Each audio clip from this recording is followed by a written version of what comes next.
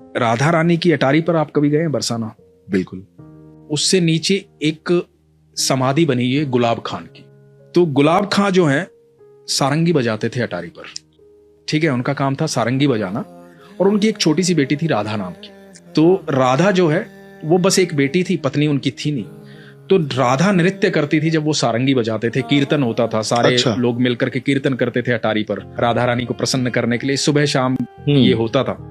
और यही उनकी दिनचर्या थी और यही जीवन यापन का साधन भी था। तो वहीं से उनको भोजन प्राप्त होता था, जो प्रसाद में मिलता था वही ग्रहण करते थे बेटी और बाप जो हैं। तो ऐसे करते करते समय बीतता जा रहा था, राधा बड़ी होती जा रही थी। जब राधा बड़ी हो गई तो वहां के गोस्वामी जी ने, कुछ लोगों ने कहा कि भाई राधा का विवाह कर दे, शादी कर दे।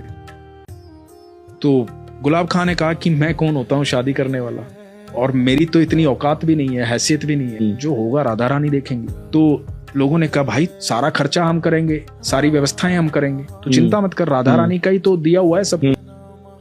तो एक लड़का देखा गया और राधा की शादी कर दी गई। अब जब राधा की शादी हो गई तो गुलाब खां से ये जो वियोग था ना, ये सहन नहीं हुआ। अब जो बेटी सुबह शाम उसके साथ रहती थी, सारंगी बजाता था, नृत्य करती थी, हर समय बाबा बाबा बाबा बाबा, वो सुन नहीं पा रहा था, वो बाबा बाबा रोता रहता था उसकी याद में। लोगों ने बहुत समझाया कि बेटी पराया धन होती है। उसका विवाह हो गया, वो चली गई, सारंगी बजाना छोड़ दिया, सारा दिन राधा राधा करता रहता था। एक दिन हुआ क्या कि गुलाब खां दिखाई नहीं दिया किसी को, खूब तलाश किया, गुलाब खां कहीं नहीं मिला। तो लोगों को लगा कि बेटी के वियोग में आ गया था, दुखी हो गया था, हो सकता है बैकुंठ धाम चला गया हो, उम्र भी हो गई थी उसकी। तो लोगों ने एक समाधि बनवा दी गुलाब खां की याद में बरसाना में। एक दिन गोस्वामी जी अटारी से नीचे आ रहे थे, महल से नीचे आ रहे थे, राधा रानी के महल से।